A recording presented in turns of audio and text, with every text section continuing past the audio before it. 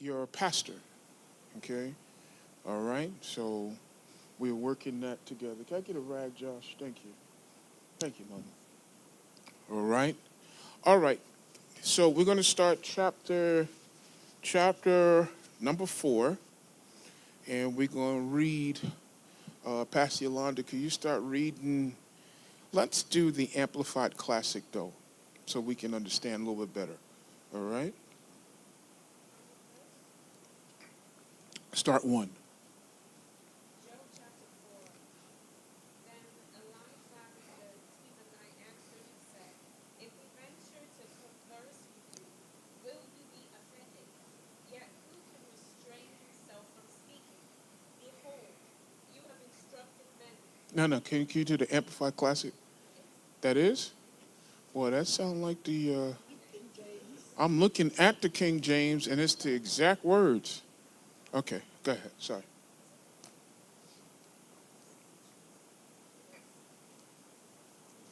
Yet who can restrain himself from speaking? Behold, you have instructed many, and you have strengthened the weak hands. Your words have held firm him who was falling, and you have strengthened the feeble knees. But now it is come upon you, and you faint and are grieved. It touches you. It touches you, and you are troubled and dismayed. Is not your reverent fear of God your confidence, and the integrity and uprightness of your ways your hope? Think earnestly, I beg of you, who being innocent ever perished, or who or where were those upright and in right standing with God cut off? As I myself have seen those who plow iniquity and sow trouble and mischief reap the same. By the breath of God they perish, and by the blast of his anger they are consumed. The roaring of the lion and the voice of the fierce lion and the teeth of the young lions are broken. The old and strong lion perishes for lack of prey, and the whelps of the lioness are scattered abroad. Now a thing was secretly brought to me, and my ear received a whisper of it. In thoughts from the visions of the night, when deep sleep falls on men, fear came upon me and trembling, which made all my bones shake. Then a spirit passed before my face. The hair of my flesh stood up. The spirit stood still, but I could not discern the appearance of it. A form was before my eyes. There was silence. And then I heard a voice saying, can mortal man be just before God, or be more right than he is? Can a man be pure before his maker, or be more cleansed than he is? Even in his heavenly servants, he puts no trust or confidence, and his angels he charges with folly and error. How much more those who dwell in the houses, bodies of clay, whose foundations are in the dust, who are crushed like the moth. Between morning and evening they are destroyed without any noticing it. They perish forever. Is not their tent cord plucked up within them, so that the tent falls? Do they not die, and that without acquiring wisdom? Stop right there. We can go to 5, but I need to talk to you real brief because this is. Remember, I told you about Job and its poetic flow. It is, but don't get so caught in the poetic flow of this book that you miss some things, and I think it passed you that this right here, 4 and 5, but really I'll deal with 4 for now. Is it's the explanation of Eliphaz. Remember I told you what Eliphaz, what his name means. But it's Eliphaz's explanation and him talking to his friend. Now, in 4, Job says nothing. He's in a listening mode. Okay? But I don't want you, and I'll get you to say amen in a second. This is a whole ploy to spiritualize someone's, let's just say you said yes to God, and by the time you said yes, your whole life turned to a bill of suffering. Some of y'all know what I mean. The month you try to live holy and live right for God, you lose everything. Oh, y'all quiet. Maybe y'all ain't try. The month you say, yo, we gonna chill. Yo, we ain't gonna do this. Yo, I just want to give God this time, right? And you think by separating yourself and giving God that time, that God would that there would be a break. Instead of a break, all hell breaks loose. But the hell breaks loose in a friend. Because the friend starts telling you this. He starts saying stuff like, I know what this means. I know you was upright, but something must be wrong with your walk. Because you was sneaking doing something wrong. Because God is getting you. Not only is he getting you, then it goes to this. I had a dream about you. I had a dream about you, and in the dream, a spirit came and spoke to me. And Eliphaz has an encounter with a demonic force, maybe the devil himself, we don't know. But he has an encounter which starts because he does not have the information we have.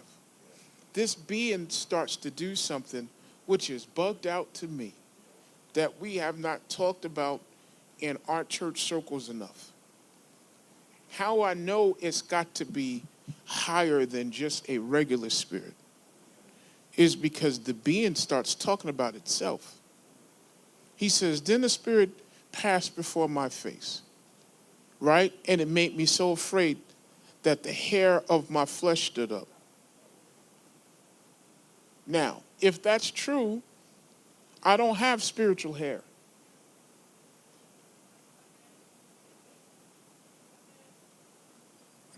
Y'all didn't hear me.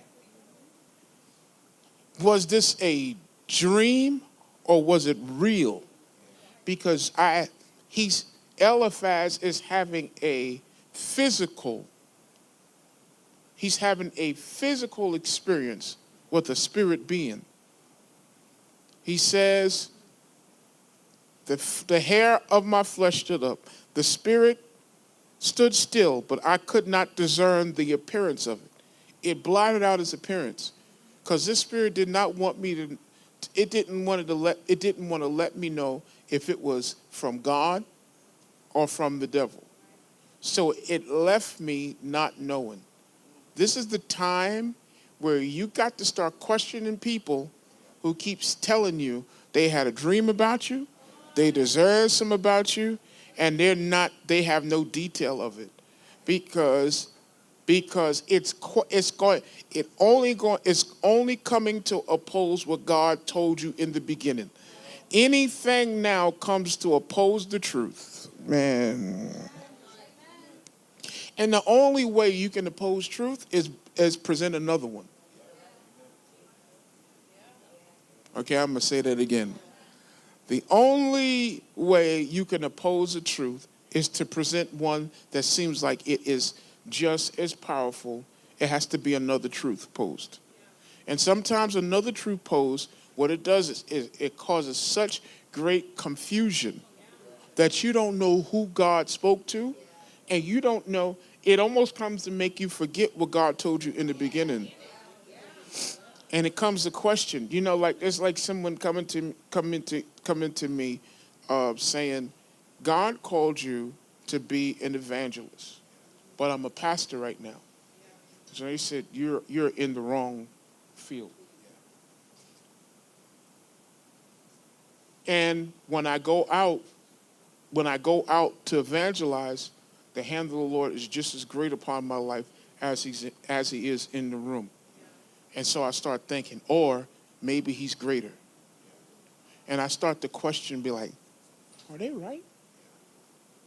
So while I'm questioning, I don't understand that when I come back back to my position as pastor, it does not get my 100% it doesn't get my 100% attention, because part of it has been drawn away to what I've been told that's wrong.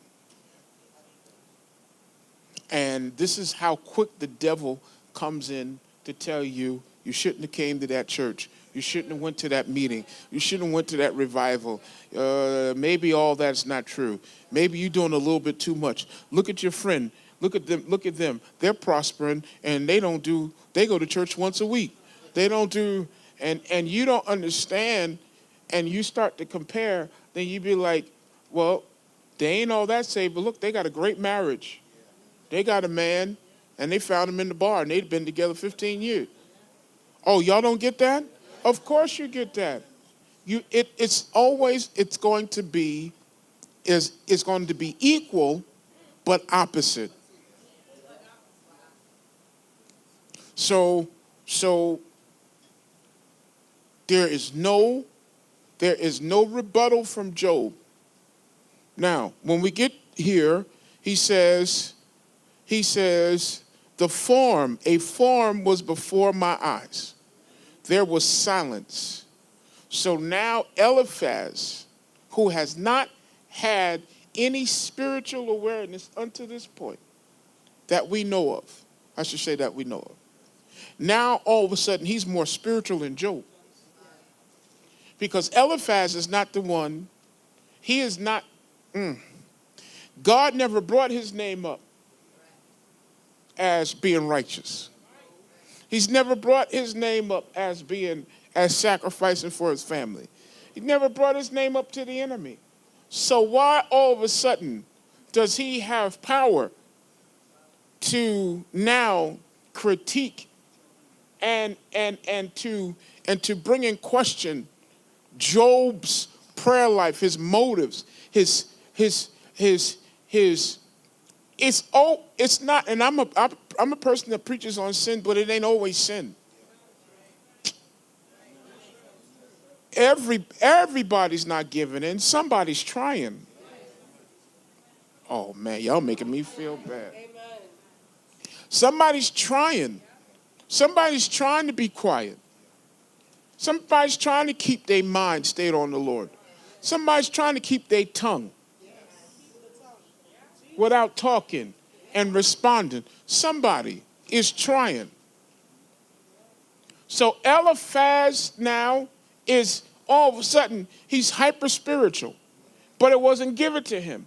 It was given to him because he's a friend of the righteous. You got to understand in this season, I want y'all all to hear me before I get into this text. You got to understand that if you're trying to do the right thing and God's got a hedge on you, even when you're in a state that's like this, that what's vulnerable is your friendships.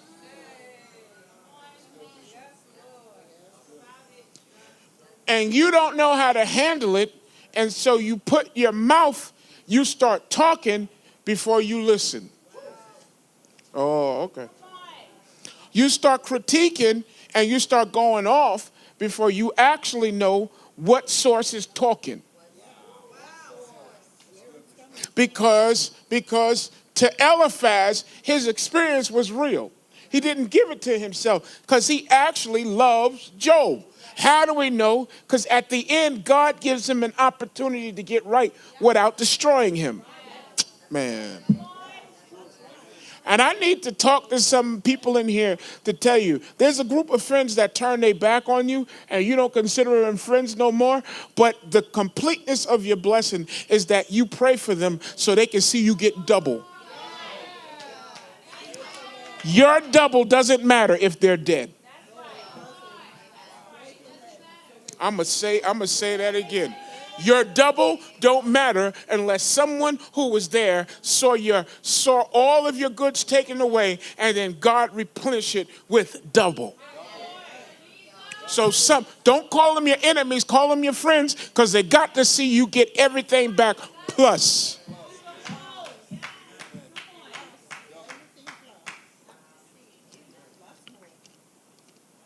Their double don't matter if certain people don't see it. So here we go. Eliphaz hears, now to listen to what this spirit is saying. This is crazy to me. And we got to, when we start talking like this, we got to be very careful that we tread lightly, that we don't start putting in the things that are not there. That we don't use too much of our own imagination and conjecture where we add and I can imagine now. This is not the point where you do this. Okay? This is because this is on a level beyond us. And it says, this voice starts saying, and so you'll know in the Bible, this is Bible School 101. Okay? The Bible is not just comprised of God's voice. Everybody know that? So who speaks in the Bible? God.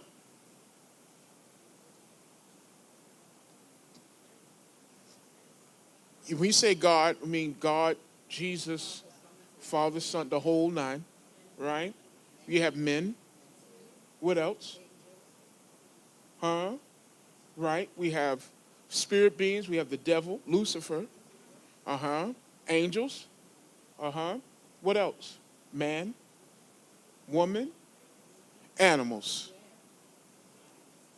Oh, a donkey spoke. A serpent spoke. Weather speaks. Nature, right? Plants speak.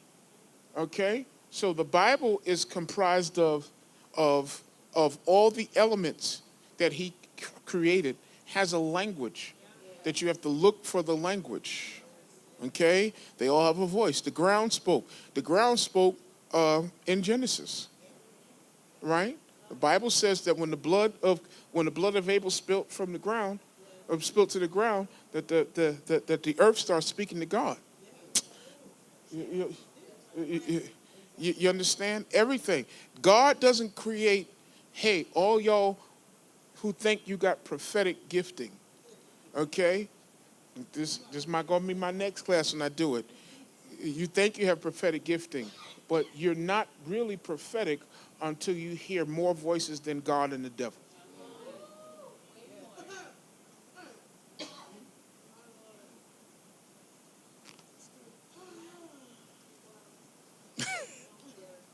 Oh, you think only God and the devil speaks? No. Read the Bible. I'm giving you some stuff. Nature speaks. The fig leaf spoke to God, spoke to Jesus when it didn't produce, and he walked over to it, looked at it, and then cursed it because it bore no fruit. Okay, we get into that another time. There's certain things that you have to be able to hear God in nature, hear God, and see the devil takes that stuff and makes people say Mother Earth. Earth is not a mother.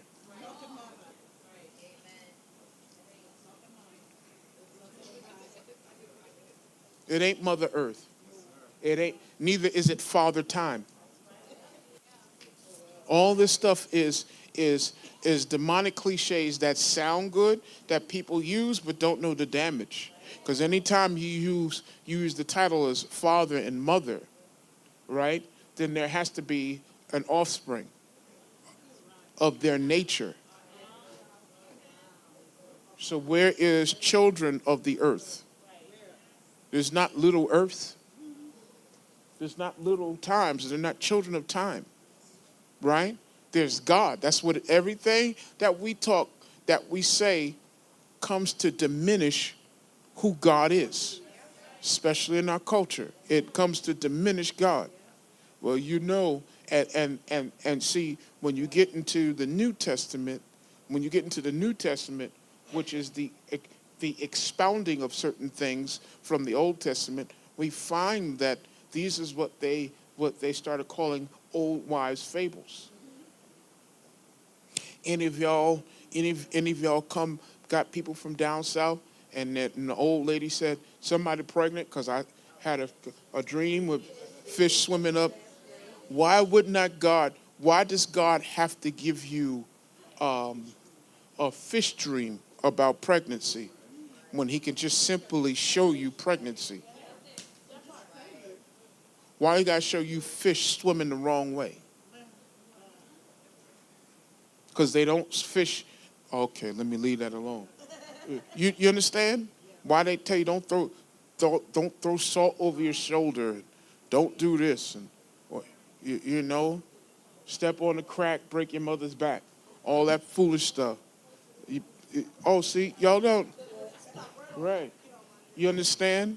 Because all of this, as simple as it is, it might be a nursery rhyme, but it's demonic.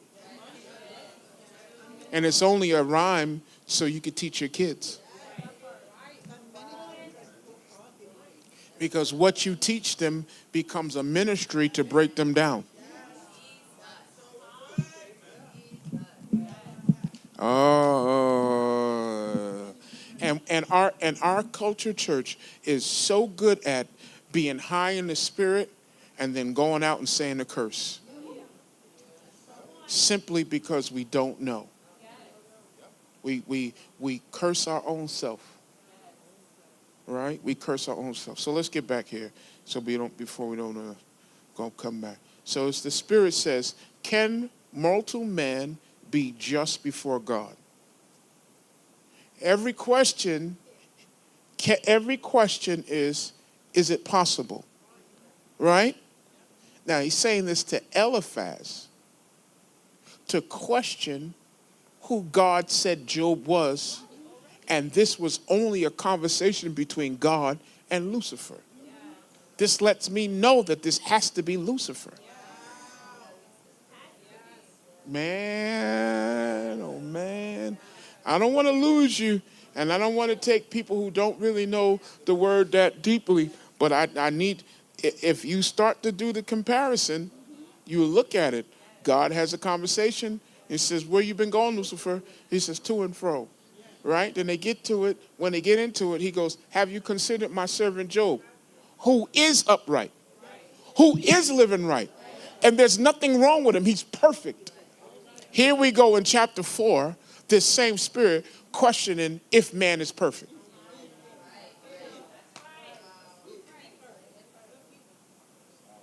Can a human be perfect? When God, it came out of God's mouth that Job is not trying to be. He is perfect and upright. Wow. So he says, so this Spirit says, can mortal man be just before God or be more right than he is? This is the same Spirit that asked Eve. It's the same fingerprints as did God say. Every time, right? Did God say? Did God say? Is it possible? Okay, look at the language. Can a man be pure before his maker? Yes. Or be more cleansed than he is? Cleansed more than who? What are you talking about? You can't compare. He's making Eliphaz confused because what he's doing right here is mixing flesh and spirit. He's confusing him by taking Job's lifestyle and mixing it with God's standards. The standard of who God is. No one is who God is. No one. But this is how you're going to see it. Look, right? Can a man be pure before his maker or be cleansed than he is? More than he is? Can you be cleansed more? Can you be more cleansed than God? Even in his heavenly servants, he puts no trust or confidence. Now you gave yourself away. You're talking about yourself. He did trust you. You broke it. What do you mean? If God don't put trust in his heavenly servants. He put trust in Job. Why are you mad? You mad because you're getting found out. Because when the devil can't make you turn away what you testified you're going to hold on to, he makes your friends turn on you. Y'all, come on, he's making some of y'all's friends turn on you, so you turn your testimony to a complaint. Then he got a portal to get in. Most of you don't understand that you can live right, you can do the right thing until one, but the devil knows that you're dependent on a friendship. So once he turns your friendship and you start to take back your testimony, he's got an inroad to attack your spirit. Because he's been given a lot of our friends demonic dreams about us to make it seem like we're not as anointed, you must be doing something wrong. Man, y'all not talking back to me. You know, the most attack I get is when I come out of revival.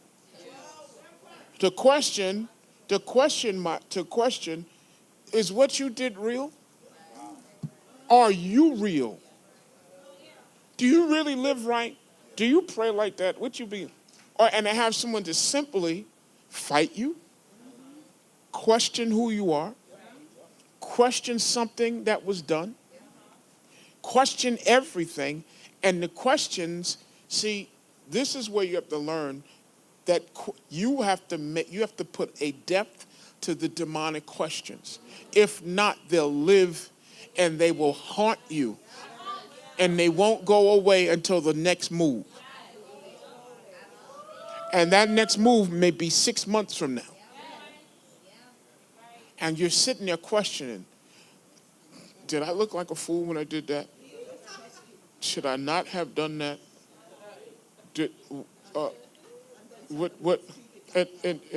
And then someone comes and they goes, you look crazy when you did that. And you'll laugh and be hurt at the same time. God will tell you to do something, give something, say something, the whole nine, and you'll sit there and you'll do it, you'll say it, you give it. Why? Because you have the not only the anointing, but the energy of the room and the saints who are not going to be like, what you doing? That don't happen until later. When spirits are allowed to walk into your testimony and question the whole thing. And you're sitting there at home, not amongst us, but you're sitting there and go, what did I just do? How did I act? What did I say? Why did I act like that? Was I really delivered? Or was I emotional? I think it was just emotion. I think I let my emotion. And you don't even understand that you were in Job chapter 4, and this is you in Job chapter 4, and you're letting the devil himself present himself to you because he's a master liar. And he just wants to take, and what he's good at is taking your already done experience and cooking it some more. All right. I learned, can I give y'all something? I don't eat meat like I used to, but I used to love steak. Anybody love steak? You know? Who loves steak? You love steak. Okay. Now, if you're a real steak lover, you learn, if you're a real steak lover, not no fake one. I ain't talking about no cultural steak lover. But if you really love steak, ain't no way you love steak and you like it well done. It ain't happening. It ain't happening. I don't care what you say. Oh, that's but yeah. First of all, you'll learn if scientifically that it might look red, but that's not blood. Scientifically, I'm not getting to all that, but after a certain amount of degrees, that red that you see is not blood, and you keep calling it blood, but most of y'all don't even understand. That's where you get gravy from. If you eat the gravy if you like the juice out of a steak, It is the juice out of a steak that makes the gravy. So because now you call it brown, it's just been, what happens to blood when it gets oxidized? It starts to turn colors. Bleh. It don't take it away from being blood. I don't care if you mix a little flour, gravy, garlic in it. What you think you sopping up on? But see, I don't want to hear that. When you really like steak, you can't eat it well done because you don't enjoy the juices of it. The flavor, it's too tough. It's too much. The devil's taken your miracle that God presented to you, and you are so happy with it, and he's taken it and recooked it. He said, God ain't, this can't be it. So he puts it back in there and cooks it. It's still the same thing, but it's too cooked. It's overdone. It's too much. And that's what you call, oh, I did too much. Oh, I said too much. Oh, God didn't serve it right. Let me not heat it up. Let me recook what God cooked. Any ministry that you had, any ministry that you experienced, and God did a work in you, stop trying to go back and fix it after you're done. You can't you can't explain your deliverance. Why are you going back after God did something, then call yourself emotional? Why are you letting people do that stuff to you? Because you think after you take a spiritual, so you call a spiritual overview of what you left here high and hot on fire. The devil replayed it and made you cook it again, and now you call it something else other than godly. And so what you're now allowing, you are allowing a spirit to come recreate what God created, because the devil is not a creator. He doesn't have creative ability, but he has image ability. He has the ability to take what God made and distort it. He distorts your walk. He distorts your friendships. He distorts your experiences. He distorts your marriage. He distorts relationships. He'll take two good friends. Okay. He'll take two good friends and make y'all lovers.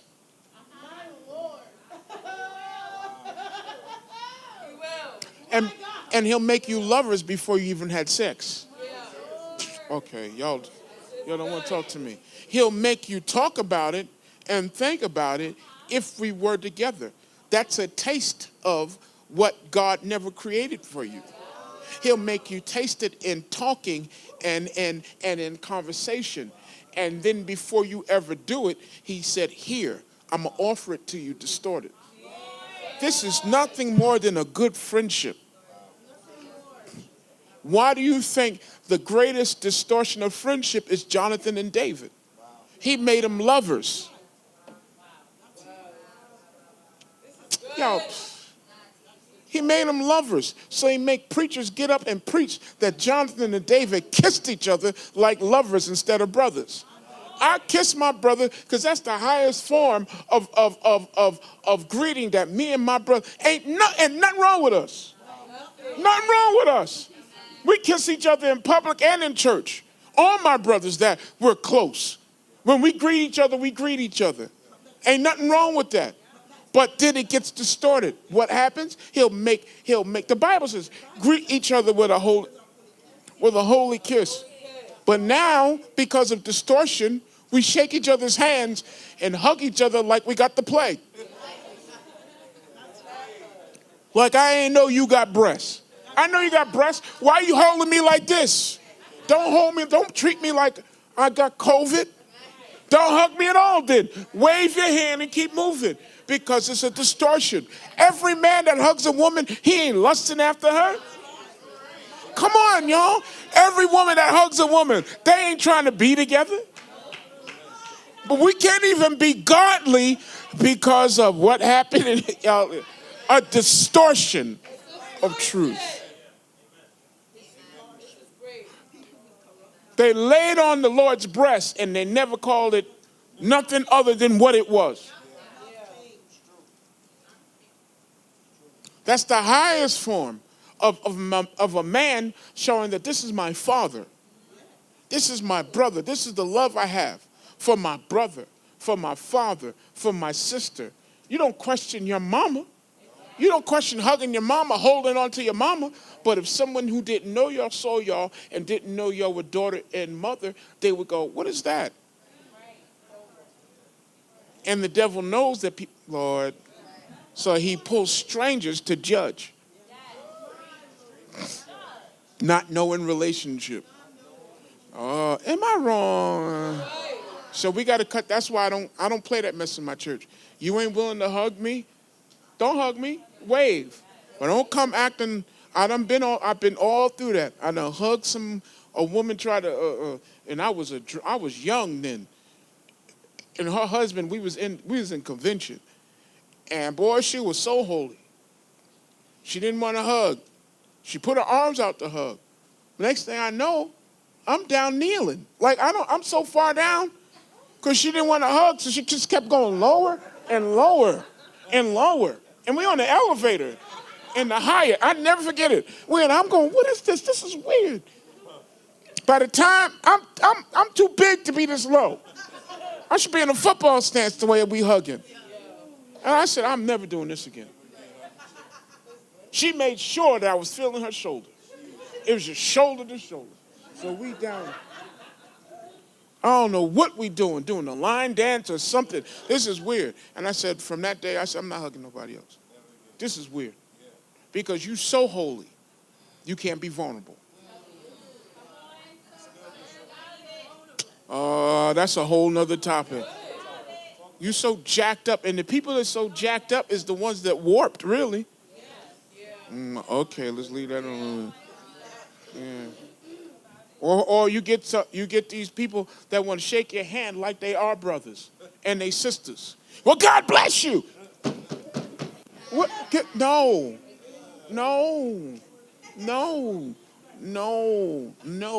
because let me go back. Y'all know what I'm saying. There's some people that when you see them, you don't even want to go. You don't know what experience you're gonna get. Say, hey, right? Just yell it. Hey, just yell it. That's the best thing you can do. How you doing? Hey, do the spirit hands. Bless you.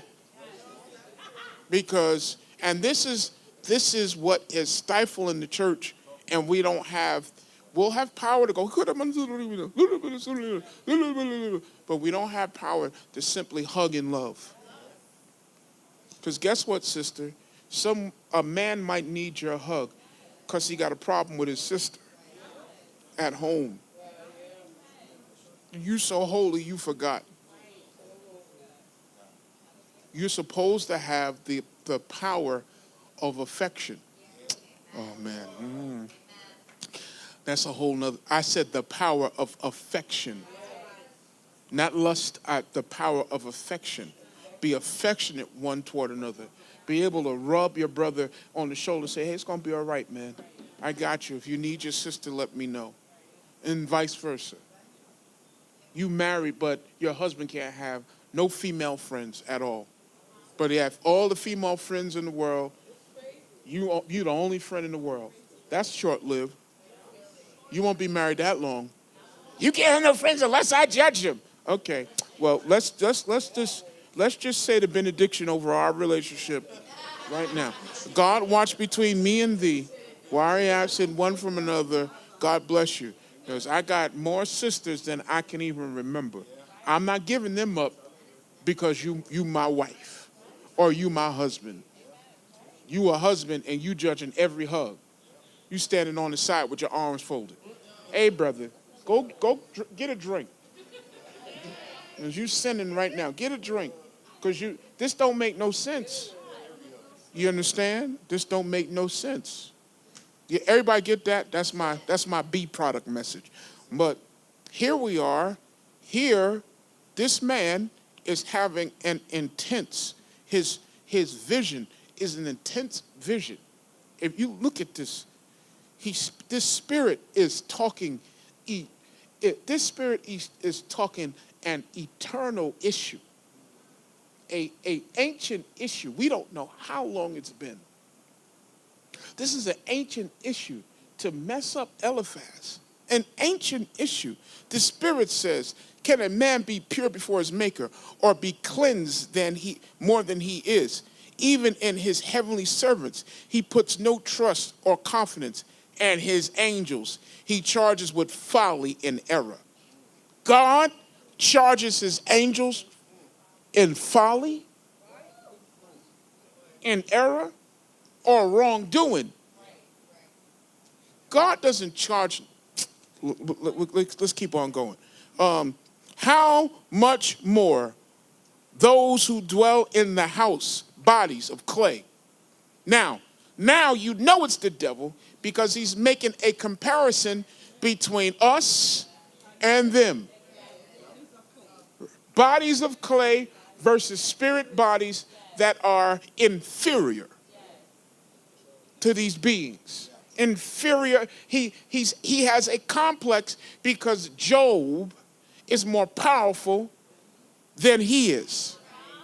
Job has a better grasp on God's holiness and love.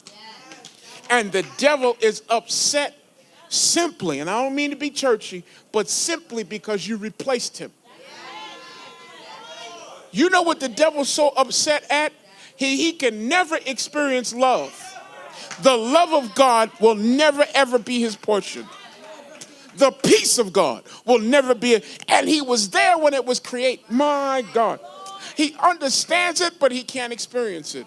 And now he is forever separated from God's presence. What does that mean? I don't mean that he'll never be able to go to heaven. We see here that he went to heaven and had a conversation. But being in God's presence is being able to feel it. Being in God's presence is being able to enjoy it. He magnified God's presence. His job was taken away, so was his glow. Man, y'all understand? So now he can no longer lift him up. He is destined to only lift up himself, which he knows is a false light. He knows it. And now we got to spend our days trying to recognize when we see a light bright. Is that God? Or is it the enemy of God? Simply know that the devil has to always reflect himself. He may fool us for a second, but in that you'll know it's him because there has to be a reflection of his face because he cannot exist without getting glory. How do you know a false prophet? Because they never can prophesy to you, be accurate, and not get the glory for it. Some type of way they got to get, even though they say, all glory belongs to Jesus. All glory belongs to him. At some point, that has to be jaded with what they say next. That's how you know it's a false prophet. What did I tell you? What did I say? I never miss. You can find any prophet and find, I'm the greatest prophet that walked the face of the earth. Oh, you don't think they're saying it? They got clips of them saying it. No one can tell you like I tell you. What, come to my service. And if they say none of those things, they simply charge you to get in. Simply, they charge you. They have to receive, because each prophet that's false must build an altar. The altar is your money. God wants you to be a blessing. I watched a lady prophet who was under one of these false ones, and she was trying, and she said, Papa said, I cannot give you the prophecy unless you give more money. That's too low. And she's on the phone in the service. On the phone. Papa said, I can't. Papa said, you got to give, I don't know how much. And I seen another one. He said, what's in your bank account? Give the whole thing, and I'll tell you. Oh, I will. I can't understand why these people are doing more than Jesus. I've never seen Jesus do, I've never seen Paul say, empty your account. Y'all are crazy. I wish they would call me up.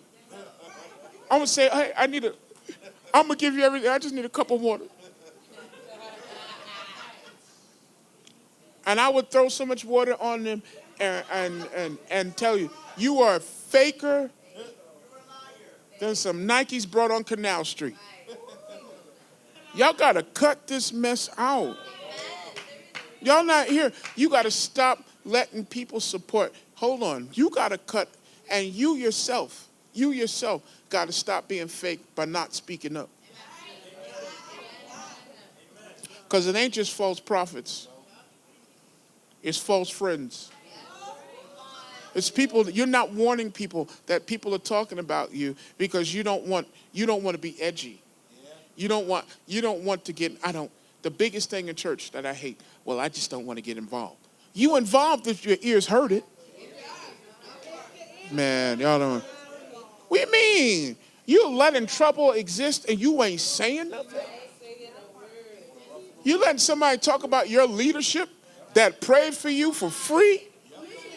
Or that work with you and work with you and cast out your devils and wiped your snot and wiped your face and didn't, man, brought you one of the blue healing bags?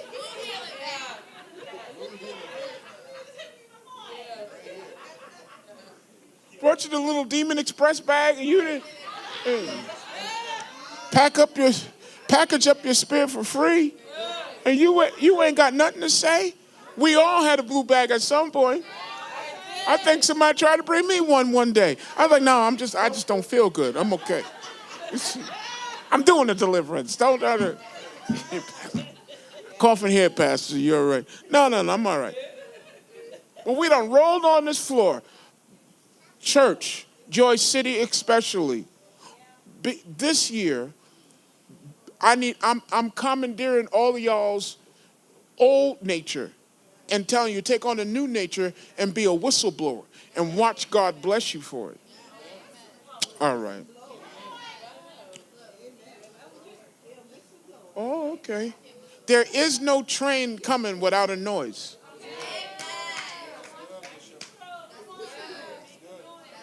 I'm going to say it again. There is no train coming nowhere. In this day and age, a train still makes noise. It's not a digital noise. It's a noise. Somebody needs to sound the alarm. Somebody needs to blow the trumpet in Zion and sound the alarm. The enemy has come to the camp, but let us know where he's at. Okay. Part C. Now, how much more do those who dwell in bodies of clay? Now then the 20th says, between morning and evening, they are destroyed without any noticing it that they perish forever. Is not their tent cord plucked up within them so that the tents fall? Do they not die and without acquiring wisdom? Well, how I know too is because the devil allowed Job's children's tents to blow away. He did pluck up the cord. You got to understand something, church, and I'm talking to everybody. Your enemy keeps giving you. He keeps giving you indication of who he really is. And you're not noticing that they're pulling on the wrong string. They're saying the wrong thing. People are enemies of your deliverance. People's right up in the church are enemies of your change. Because you don't want to talk that way no more. You don't want to walk that way no more. Why is someone mad about you trying to walk straight? Why is someone mad about, why is someone upset that you love prayer more than you did 2 years ago? You never told me I drank too much, but you'll tell me I pray too much. You never told me that's too much smoke. That's too much having sex with people you don't even know. They applauded me, and now when I want to do the right thing, they're telling me I'm going crazy.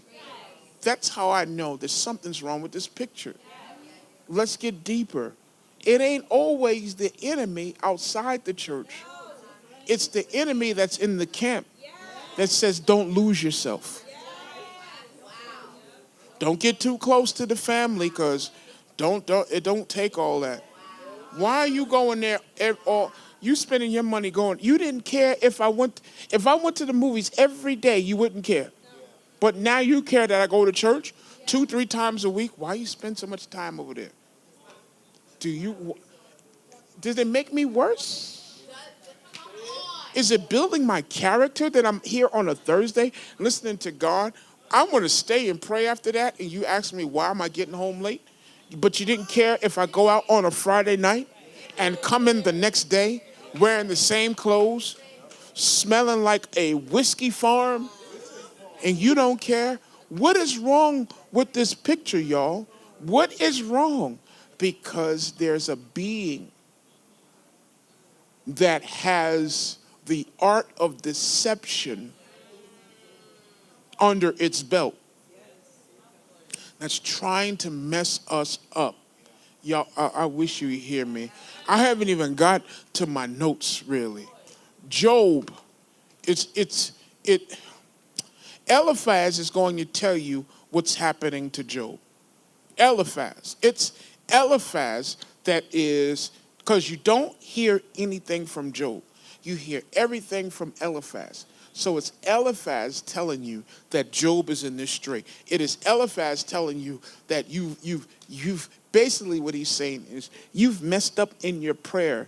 You've messed up in your sacrificing. Somewhere you are not guiltless, you're guilty.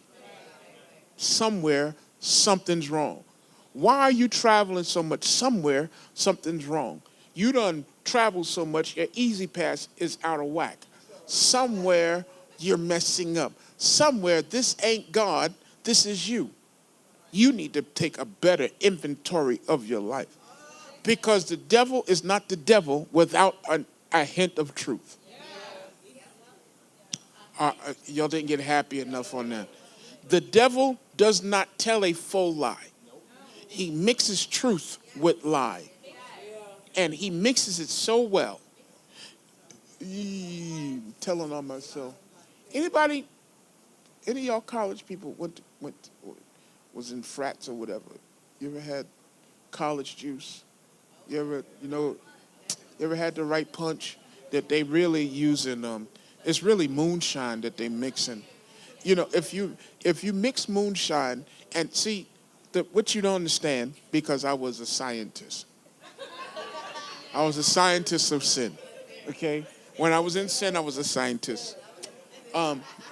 What we learned, and this is why you always mix moonshine with Kool-Aid mix, because there has to be the right sugar content that you do not taste the alcohol content. If you ever drink moonshine by itself, it will burn the skin. The membrane of your chest hair will come off. It'll just come right off. It's come clean off. Like if this is your skin, you drink some moonshine, child by this thing is off. But if you mix it right with sugar, it's the sugar. Oh, it's the fruit juice. No, it's not the fruit juice, sweetheart. It's the sugar content that evens out the kick. That's why people drink a cup and be drunk like a skunk and don't know, because it's 100 proof. It's 88, it's 89% proof. It ain't no 60%. No, this thing, moonshine can be used to drive a car. That is a fact. You can put moonshine in a car and it will drive. See, y'all don't get that. That's how much alcohol you're drinking. That's why only one red cup, you be drunk for 2 days. 2 days walking around, you be drunk. So when you mix, you understand what I'm saying, right? Y'all got what I'm saying. The devil knows how much sugar to put in his lie to make you consume a cup. You'll drink the whole thing thinking it's Kool-Aid. It ain't Kool-Aid. It's alcohol, but the alcohol taste has been leveled out by the sweetness. That's why you got to watch sweet words. You got to watch compliments. Oh, you so pretty. You so pretty. And because you haven't been told that enough, you start buying it.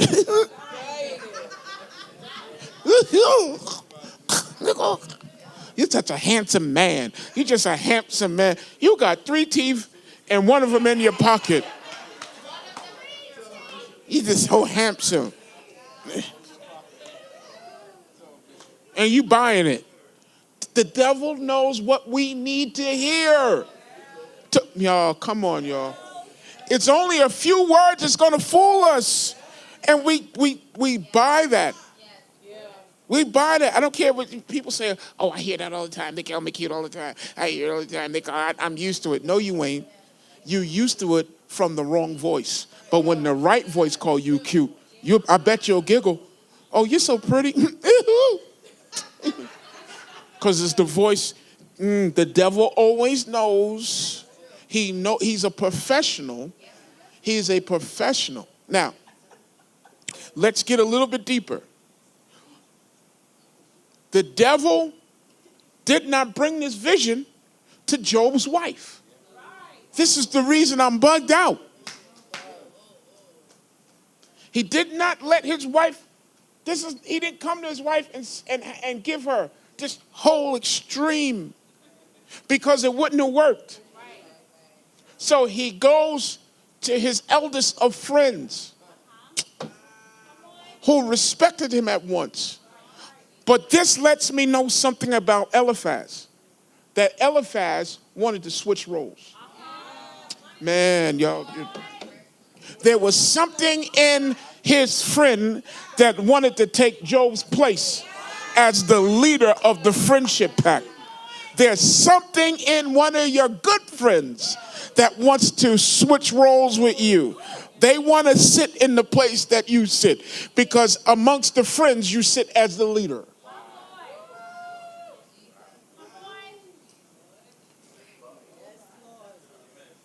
Y'all ain't going to say nothing, but I'm going to talk. Because I can take a brother and sister, and one of them is a leader. I can take 5 brothers and 6 sisters, and only one, not 2. One leads them. And it's not always the eldest. Sometimes the baby leads. Y'all. Sometimes it's the one who's talented and quiet. It's not always the loudest one. The loudest one is not the leader. The loudest one always seems like a leader. But the loudest one never makes, this is not the person that always make the right choices. How do you know this? Because the parent will not put that person in charge. Am I talking? I need to mix the word and reality so you know how to now judge certain things. So when you get to church, you don't look at everybody and think, oh, they sitting on stage, they're the leader. No.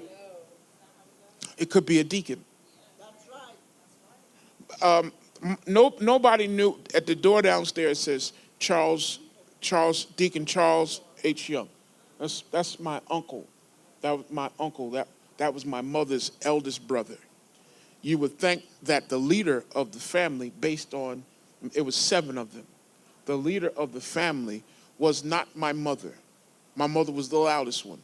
But my uncle, would say, he would call her nickname and she would back right down.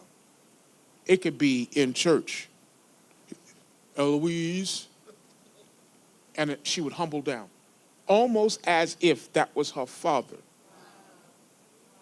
I couldn't believe it at times. I remember when he said, "Give me Daryl. You ain't doing right. You preaching everywhere. He needs a family." So at a time, I lived with my uncle. I lived in upstairs with my cousin. We went to the same school. He took me to football practice. We played on the same football team. He was a football coach. He was a wrestling coach. He had to show me how to be a man because I didn't know manly things. So he took me from my mother, and she gave me up, not wanting to, but her brother, the one with, now, he wasn't the loudest. He wasn't the tallest. I had another one, another uncle who was 6'2". We about the same size, my Uncle Ted. My Uncle Ted was the politician. He started the community center. He's the one that gave Al Sharpton his first march when he was 19. Very political, known everywhere. That's why we have the Theodore D. Young Community Center, right? He was the baby. He was the spokesman. But if Uncle Chuck said, "Ted," it was over. Why? Because there's always one that has the power. Y'all get that, right? And authority, man. And Eliphaz had to, because this is why the devil never goes to someone without, someone has to already have influence. He never just attacks someone with no influence. Someone has to have influence. Eliphaz was more influential than all of them. So he gives him the dream. But there was something in Eliphaz that says, I can replace Job now as the spokesperson for the group. And this is how I do it. I tell him he was wrong. I become the spokesperson by saying there has to be wrongdoing in your life. I saw it at night.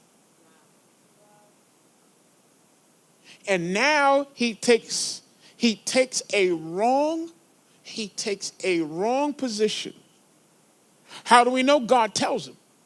God don't even sense. God tells him himself. Eliphaz, if you look around, can y'all handle this? Can you look at, can you take this? Honestly. Out of 4 of your friends, 1 of them is an Eliphaz. Guaranteed. And sometimes your Eliphaz has your blood of your family running through their veins. You don't want to admit it, but as soon as I said it, somebody's image came to your face. Even though they love you, they want to replace you. Man, I wish I had something to work with, Lord, because they did. Someone that loves you and hates you at the same time. They don't want to be you, they just want to replace where you are. Because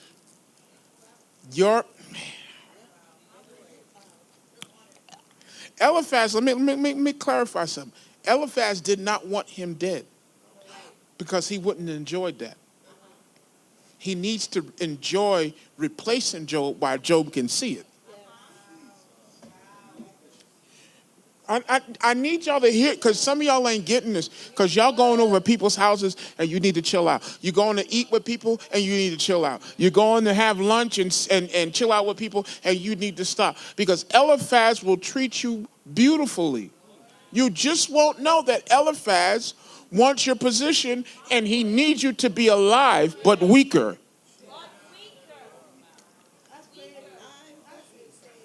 Y'all not hearing me.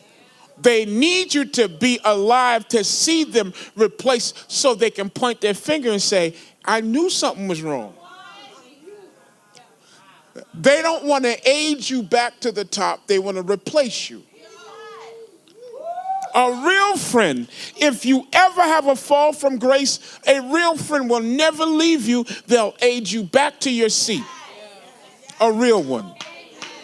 A real church don't throw a leader away because they sin, because the preacher been preaching to your sin every Sunday. Oh, no? Okay, see, y'all can't say amen on that one. A real preacher know what's going on and will preach you back to your senses. Know you're sinning, but let that preacher go through sin. And you'll sit him down and leave the church and slap their wife and slap their kids. Why? Because you never really cared anyway.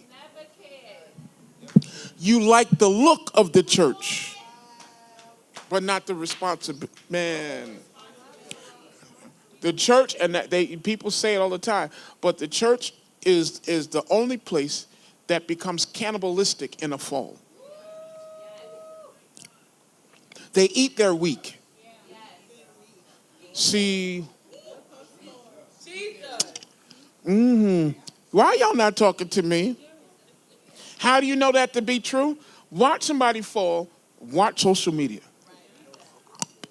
If Bishop Jakes was guilty of wrongdoing, if he was guilty of wrongdoing, if he was, just say he was. How many churches did you see stand up next to him? How many people, I want you to answer this question. For all the places that this man went in 40 years, preached their churches and their conventions up, brought millions of dollars to Atlanta, and billions of dollars, right? Went to people's churches when he was climbing the top to success. Went and brought crowds that would never come to certain people's church unless he was there. Did you see any of them send a statement? No. And Jesus is coming back to his church? Why are y'all so quiet? How guilty are we? How guilty are we finding out that someone slipped and making it news instead of prayer? How guilty are we finding out someone's real sexuality and they try to keep it hidden because they don't want that to be church news? And when you found out, you typed it. Oh.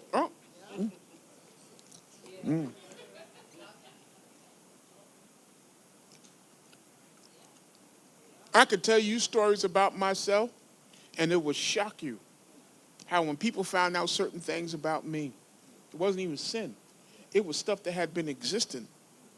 I had people come up to me, oh, you got a daughter? Yeah, I got a daughter. I had her when I was 30. Oh, really? Oh, okay. Oh.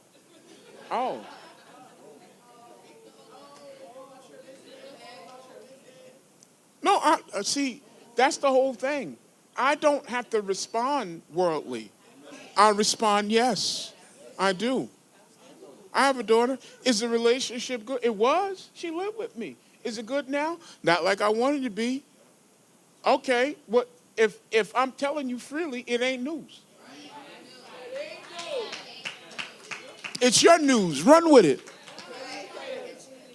Run with it. I don't care. Run with it. I ain't got no hidden kids. I ain't hiding no kid in no closet. I ain't got nothing. I ain't got nobody down south. I ain't got no twins hiding nowhere. I ain't got no quadruplets. My daughter used to be right here in this church with me. So please, and I mean, that's old news. That's nothing. But I'm using myself as an example because this is what the devil will do to you after a good service. He'll bring up something and give somebody a dream about you.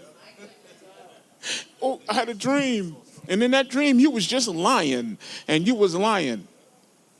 I've had people do that. Oh, Pastor, I had a dream, and you was lying to the people. And I said, well, that. Well, all men are liars, as the Bible say.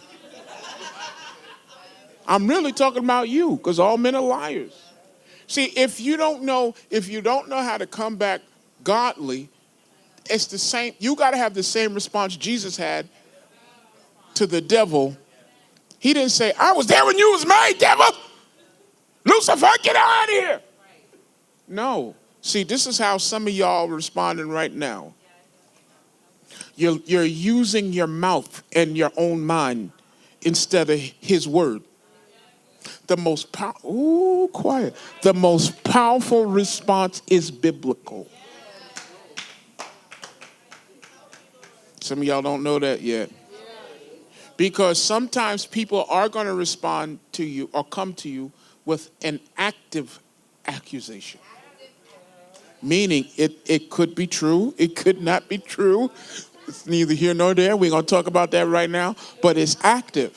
But if you respond with the word covers it all. But when you respond worldly, then you leave yourself spiritually exposed. All right, y'all. Am I helping anybody? And your quick tongue is called a passageway in. It's a portal in. It's an opening. Your quick tongue to be like, as soon as you do that, the devil goes, great, I got a way in. So let me attack now. And when I attack, I attacked in truth. He don't attack in a lie. He attacks in the spirit of truth, even though he's a liar. It makes it worse. And then he expands on, and then that's what we call rumors. And then he expands on your rumor. And sometimes what we wind up doing, because the devil is a liar, we live out the rumor. And we do exactly what we said. Some of you don't understand that you're doing exactly what you said you would never do. Y'all not talking back to me or quiet. Some of us are doing exactly what we said, saying exactly what we said we'll never get into, but you allowed someone to get you so upset that you received it. And you basically incubated a thought, a notion of the devil. Eliphaz, all he's doing is telling his friend what the devil showed him. It is not a vision from God. It is a vision from Lucifer himself to tell him his demise if he opens up his mouth.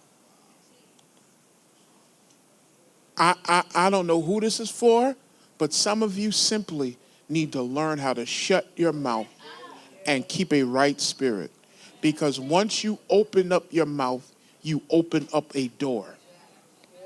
And that's all Satan needs. Did you hear what God told Cain? He said, Satan lieth at the door waiting. And after God got finished, Cain opened the door. He didn't close. God said, Cain, what's wrong with your appearance? Because even your appearance is a gateway. Some of y'all looking right now, you don't even know that when you get upset, your appearance is your gate.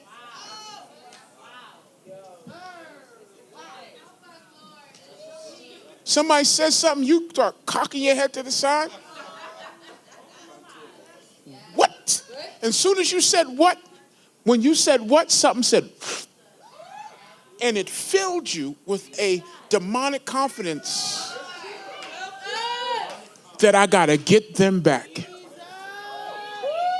Man, the spirit of revenge in God's house is so alarming that it doesn't seem like sin. It looks like something normal. Get them back. Say, oh, you know. Oh, you know. There's sometimes, Lord, when I say I'm living it. There's sometimes where when you hear from people, they're going to tell on what you used to do and you used to be. And you go, oh, really? Well, I'm the one with all the info. Let them. Go ahead. Not even knowing that I just became demonic because I did not let God fight my battle. I picked up a sword on my own, yet saying I'm led by the Holy Ghost. That's oxymoron. I am not led by the Holy Ghost if I'm looking for my own weapon. Finding out how I'm going to get someone back. Oh, man. Do y'all want to continue or you want to?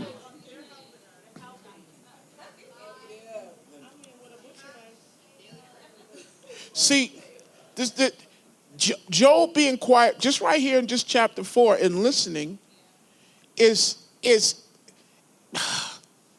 what Satan wanted Job to do right here is to make a false confession.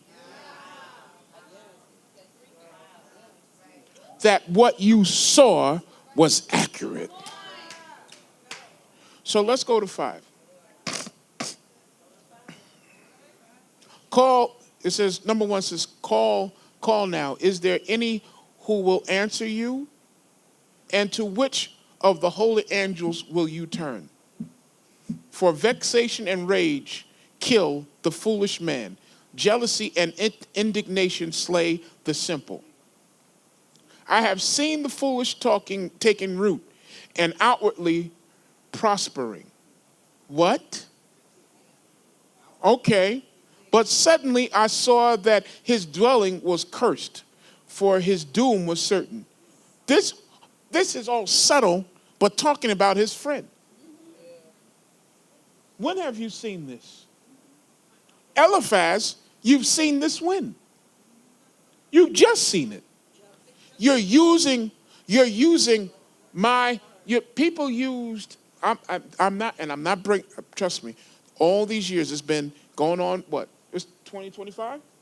I have never brought up me having COVID and being near death.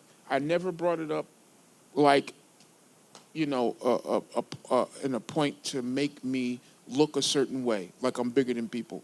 But I've also had people who were supposed to be my friends to tell other friends, God gave me COVID. God gave me COVID to get me together. And then, no, I'm not, that's why I said I didn't say it. God gave me COVID to get me.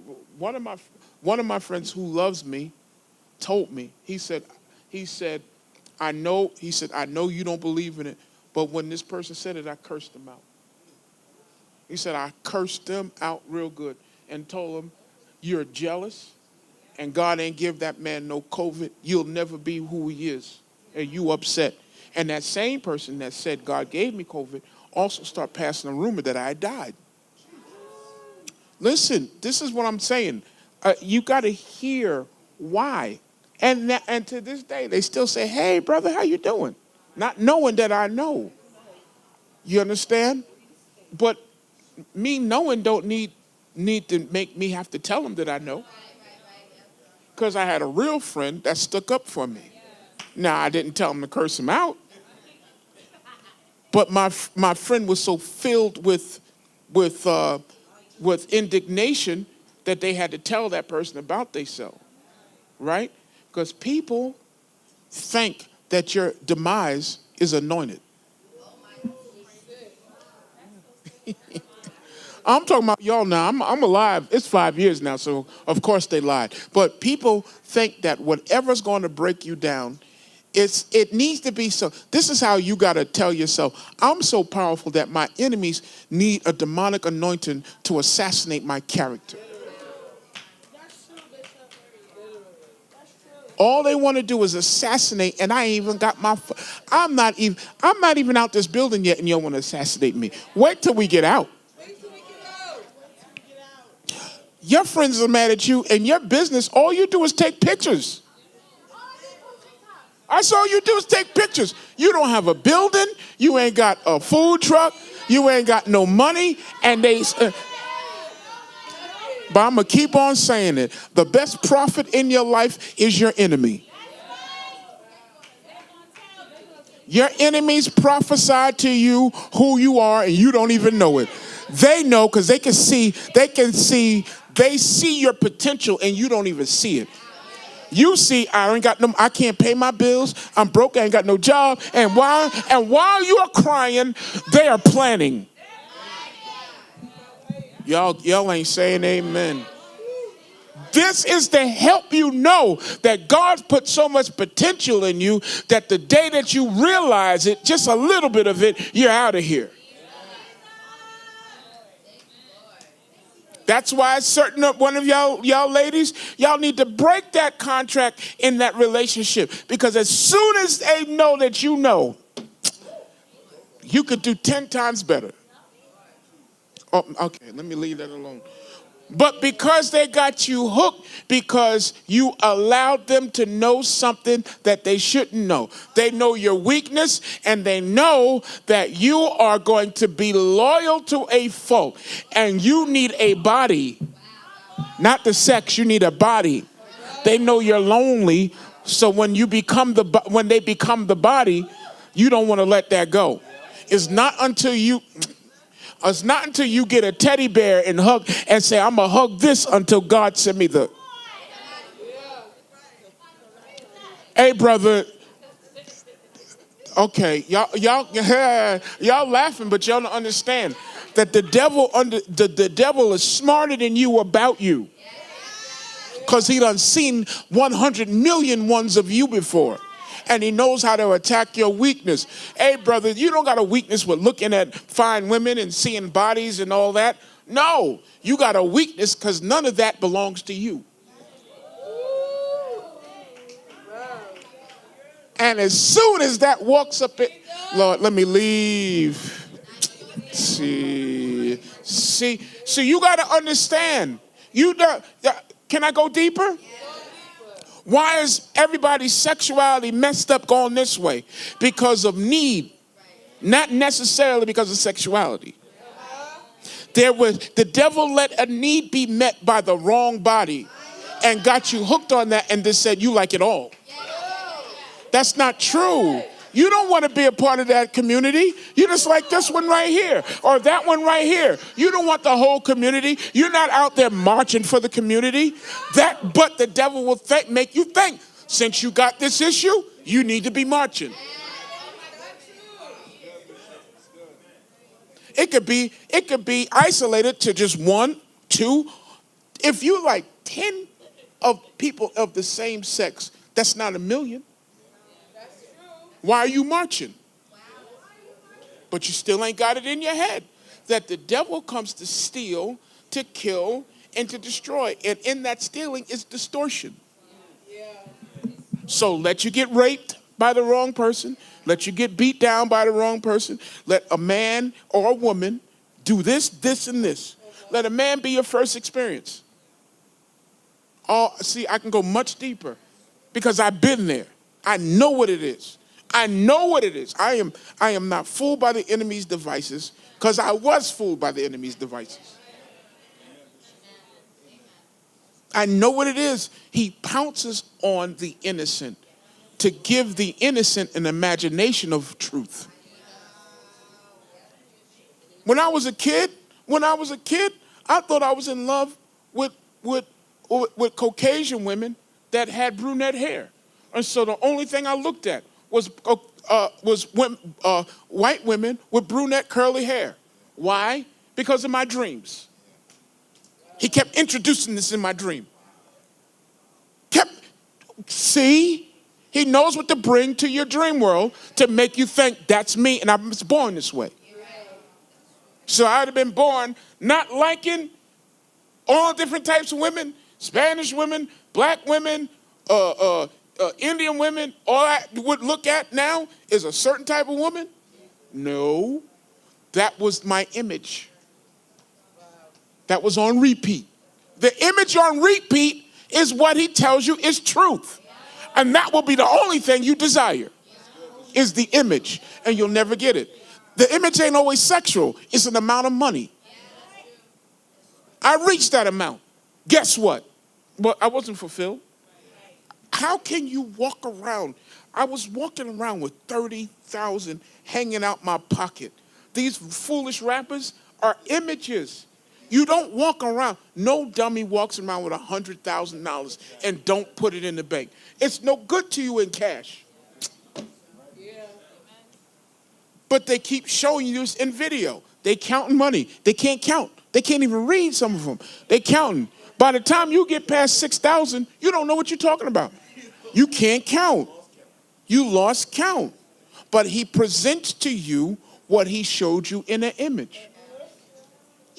There is not one attractive male with gold teeth in his mouth. You can't talk. Left side and right red. What's it look like? Are you going, oh, he's so cute. Is he really cute? We're going, platinum teeth in his mouth. You can't chew steak. You can't bite chicken properly with I ain't biting no chicken with platinum teeth. You can't eat broccoli right. Try to chew some broccoli. You can't say W. But you're gonna eat broccoli. And we looking at it go, ooh, ooh. Yeah, I'm on it and y'all don't want to say nothing. I'm sorry, brothers. I'm not being mean. But the devil made people like Gorilla with that girl, Gorilla, Florilla, Gorilla. She's fine. Is she really fine? No. But the image, do you understand? Y'all not talking back to me. The image is in you. Oh, this is Cardi B ain't been good looking on a good day. Y'all not talking. See, church, I'm being 100% real. Y'all think I'm playing. But the image of Cardi B, any man would love to be with her. I don't even know why. Because if you be truthful, I can find someone better looking on Fordham Road. J-Lo, I can find somebody better looking on Fordham Road. End of the summer. There's people that will knock these people out the box. But we think that people look good. Why? Because the image keeps being pushed in our face. The image keeps being pushed in. And how many times has the devil pushed the image that you're hooked on now? You can't get certain things out your head because it's an image in you. You think that this is the right way because the image has been in. You've been getting the image since you was 11 years old. You've been having dreams about it. You've been having sexual dreams about it. You're having money dreams about it. You've been having all kinds of dreams about business success. This, I'm going to do this. You think drug dealers start out selling drugs or they watch somebody sell drugs and go to sleep and dream about being a drug pen, a kingpin? Nobody goes to drugs and say, I want sneaker money. Everybody wants to be a kingpin. You got more sneaker money people. How many kingpins do you really know? Okay, so how many real preachers are there? Or how many people have an image of wanting to be a preacher but don't love souls? Yeah, I wish y'all would help me. Do you understand that the devil's giving us images from A to Z only for our destruction? Only to set you up and to put you on a pedestal that was never meant for you to stand on because it could never hold your weight?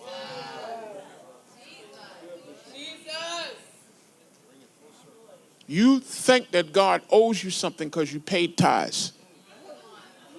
You think that God owes you something because you gave the church $1,000.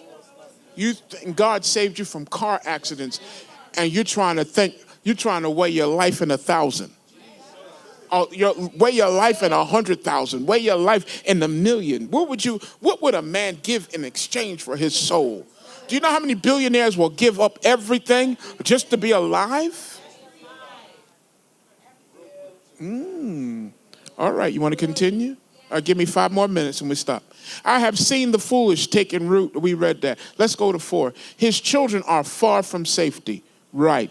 Now the man is talking about his dead kids. His children are far from safety, involved in their father's ruin.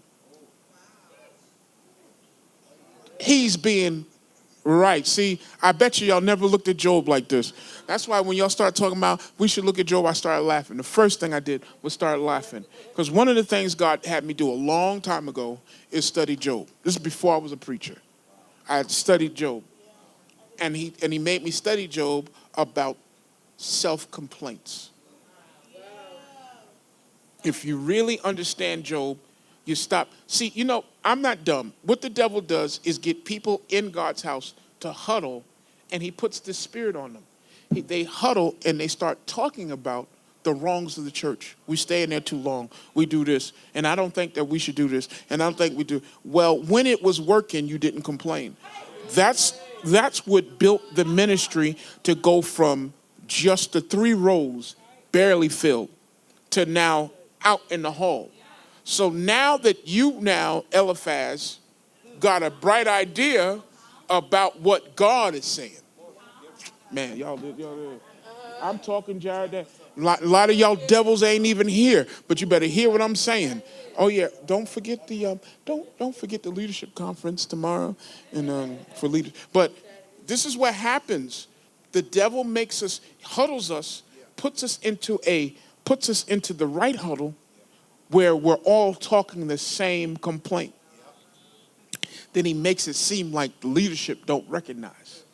Then he seals it with making you feel some type of like we're right. No, you ain't been right. How are you right when you came here, when you were attracted by fire? Now the very thing that attracts you, you want to cool it off. So he wants you to, this too much. Yeah, like when I get home, it's dark outside. And when I get home, when you got home from sinning, it was the next day, you devil. And you ain't complaining about it. Stop lying. Stop lying. Stop all that lying. You went to clubs and have so much fun and never said, ooh, I only should be at the club 2 hours. You ain't get dressed till 11. All your bosoms and your skirt is this away, that much away from the back cave. And y'all think y'all crazy. Y'all are crazy. You went out like that. Oh, I'm talking. This is my church. You're talking. You went out. Brother, you should be in jail. You left the house high to get more high and to drink and then to act like a thug, and you never got into a fight. You in the court. Man, please. And here now you at God's house complaining. Wake up. You ain't went to no club, sat in the corner and took a nap. Wake up. I wish somebody would talk back to their pastor and say, Pastor, I may not like it, but it's true. You went to the club broke. You knew you could only afford 1 drink, so you sipped it all night, acting like, and after 35 minutes, all you taste is water. That ice, it don't taste right. You just sipping nothing, hoping that someone will buy you a drink. You just hoping that somebody be like, can I buy you a drink? Child, you sipping nothing. And you taking sips like this. No, you ain't put nothing in your mouth.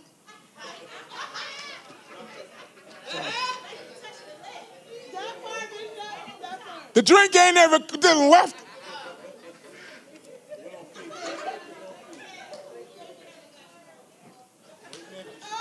We at God's house. Now you need a nap. Go outside. Some of y'all, I watch these people. Y'all think I got eyes everywhere in the spirit room. You got snacks in your bag. You go downstairs like you go in the bathroom. You ain't going to the bathroom. You're going to eat something. Then you put your head down. You want to put something in your mouth. You get a little candy, some chocolate that you can sneak in your mouth like I don't see. And then you, Pastor, I'll be right back. Some of y'all devils be out there in the corner going to the store, waiting for the message to get good, then slip back in. I know y'all be up and down the street, going to the gas station, going around the corner. Girl, what you going to eat? Texting while I'm preaching. I can see the text. Go get me some. When you go get me something. Do I need to point y'all out? Do I need to point you out? No, I don't need to point you out. Oh. But then after the altar call, you the most sweaty one. You got all the energy. You ate. Y'all have full meals. Come here with compartments of stuff in your bag. Just compartments. This is my salad over here. This is my protein right here. This I can't eat that. I'm on a diet. Don't bring your diet when you're supposed to be fasting. Somebody say amen. Some of y'all bringing stuff in your pocket, brothers. Y'all be bringing can't forget you put the candy bar in your pocket and then it melt. Good for you. Good for you. Glad it melted. Try to eat it. It's all messy. Hope you stay in your pants. Okay, sorry. Had to go. We can laugh at each other. I know. I did all that. I used to sit on the organ and put Snicker bars under the, like I'm fixing the pedals and get down there.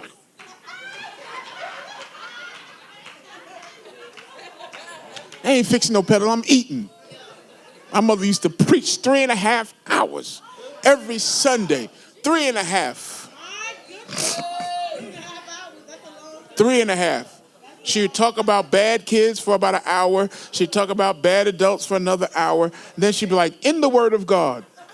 So these people are blessed. We started at 12. She started at 11. We got out at the same time. Ain't no lie. And we had Sunday night service. And she would say, hey, after service, I want to see such and such and such. It's 4:30, Ma. We got prayer, and you had to be at prayer at 6. It wasn't see, some of y'all, first of all, we had to sign in for prayer. And if you were in any auxiliary and you didn't come to prayer on time, you could not do anything but sit down. You also had to be here if you were in the auxiliary. You had to make 3 6 a.m. prayers every week. And if you did not make it, if you was in the choir, you couldn't sing. If you was a drummer, you couldn't play. If you was an organist, you couldn't do nothing. My mom didn't play. And it was downstairs. She took all the chairs away. So you had to get on your face. Oh, see, I am so glad. What seems hard to y'all now is a piece of pie. But I'm glad if I was not made that way, I would have let everything go. Everybody's excuse is valid to them. Why they can't. But you jump through hoops to do what you want to do. I wish I had a witness in here. If you got to borrow money 7 different ways to buy a bag of smoke, you've done it. Just to get some gas. If you could buy weed on Klarna, you would have did it. If there was afterpay for a club, you would have afterpaid to get in. Some of y'all wanted to go to concerts so bad. So bad. You did all kinds of weird stuff just so you can go see Beyonce. A hornet's nest, because that's what it is. Ain't no bee. It's a hornet. Come on, y'all. Y'all know what I'm saying. Right? And we don't just look at how much you really gave God effort to learn of him, to get better at being what God wants you to be. How much effort have you given that? How much time have you spent with your Bible personally? You've watched movie after movie after movie. You binge watched a movie, but ain't read a whole chapter in the Bible straight through. I was reading the Bible. I was reading the Bible the other day, and I said to myself, I forgot how good the word is. And I kept reading the story. And reading the story, I said, I'm going to read a chapter and call it quits. By the next thing I know, I'm at chapter 5 and 6 and 7. And I'm going, oh, my God, I didn't ever see. And I'm going, hold on. But I read this before. But every time you read the word with the Spirit, not just on your own, you pray and say, God, give me a revelation that will help me. I don't ever read the Bible and say, give me a revelation to preach. I don't do that. I don't say, hey, I need to get a word to preach. No, I get a word to get me together. Let me read this. Therefore, this stuff starts looking like me. I can preach to you this way because it started looking like me. I start seeing, oh my God, I thought this was my friend. This is an Eliphaz in my life. I'm sitting here now seeing about 3 or 4 Eliphazes that I need to just put. Let me get rid of this one. Let me just stop dealing. I don't need to announce to them. Some of y'all do. I'm calling you because Pastor told me that you was an Eliphaz. And I'm cutting you off today. No. Because that means you really ain't cut them off. And when you got to use someone else's name to help you in something, it's not over in you. Pastor said I shouldn't be with you. Use a lie. Use a lie. Go ahead and sin. Go be with whoever you want to be with. You'll find out later. I'm supposed to warn you. I ain't supposed to tell you names and say, this is you wrong. Nope. I'm supposed to warn you. And you know, because if it wasn't God, why would you see that face?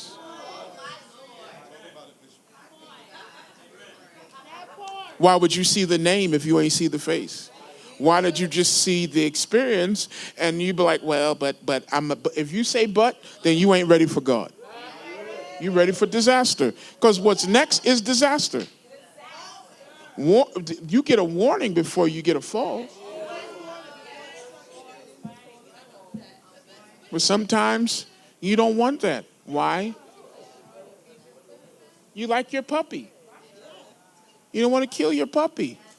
You don't understand that sometimes people's puppies are really not, I like vampire movies, right?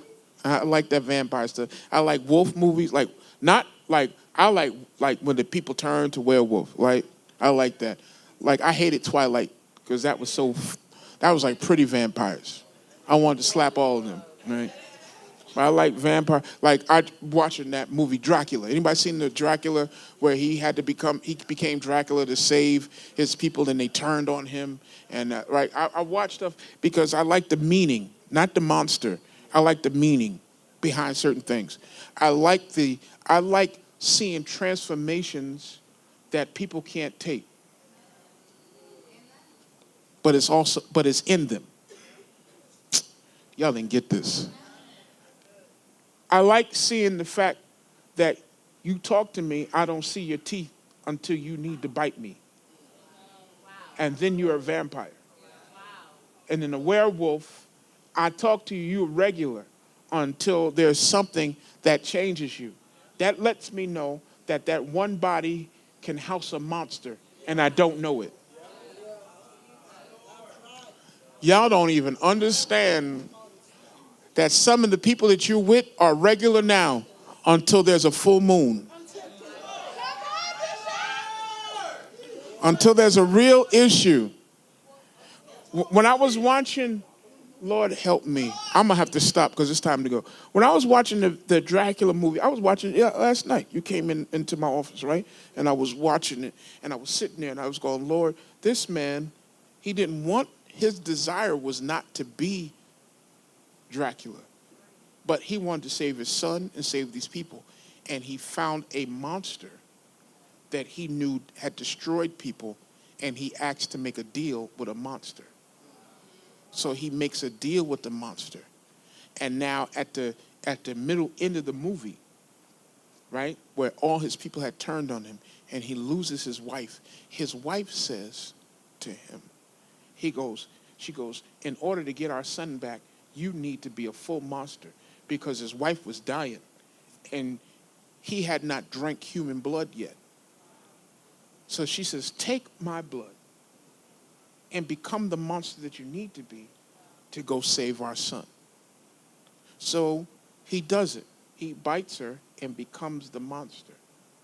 And I had to be stopped right there. And the Lord said, look at the temptation to do the right thing by doing the wrong thing.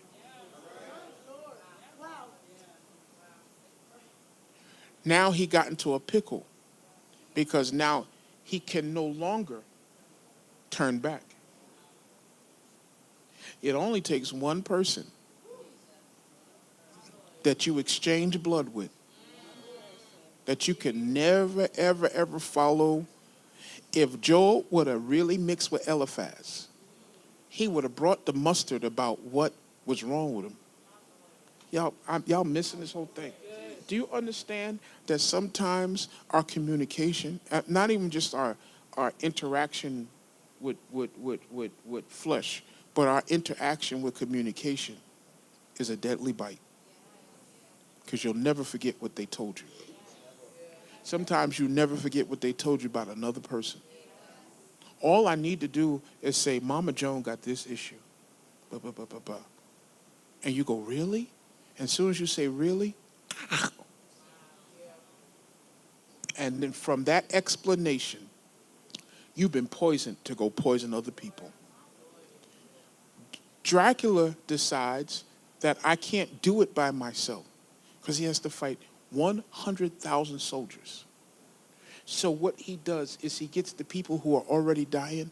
He says, do you want revenge? Do you want revenge? But he has restraint. They don't.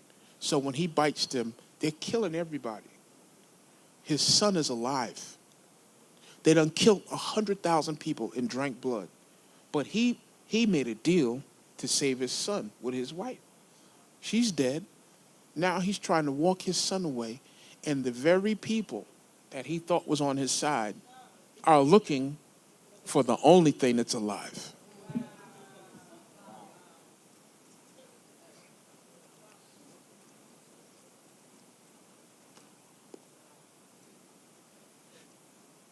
Do y'all understand? And sometimes you thought you was doing the right thing by talking to people, and you empowered them, and now they're only looking for one thing that's alive, and the one thing that's alive is dear to you. You're trying to protect it, but you done made a bunch of monsters by your communication. Sometimes that child is your church.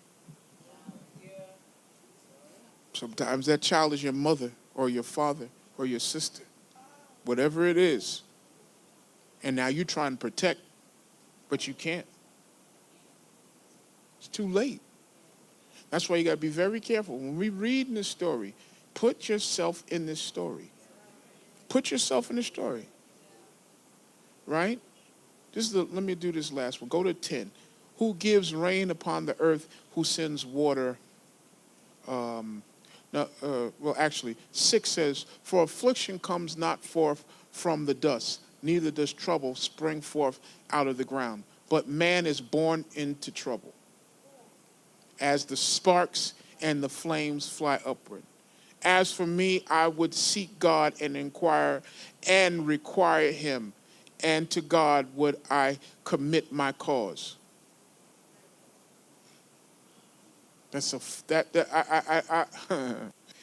Oh. Who does great things and unsearchable, marvelous things without number, who gives rain upon the earth and sends water upon fields. Okay. He frustrates the devices of the crafty, so that their hands cannot perform their enterprise or anything of lasting worth. He catches the so-called wise in their own trickeriness, and the counsel of the schemers is brought to a quick end. In the daytime they meet in darkness, and at noon they grope as in the night.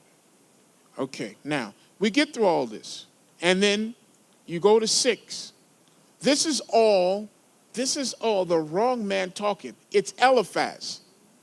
So something's wrong with truth. I need you to say this. Something's wrong with that truth.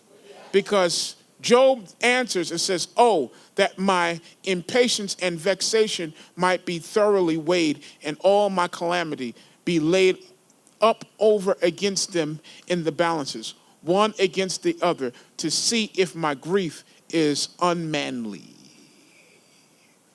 Oh, I can't. Lord, I'll stop. I got to stop.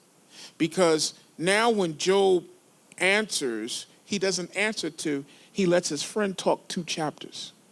Some of you keep butting in too early before you hear the whole matter of a deceiver.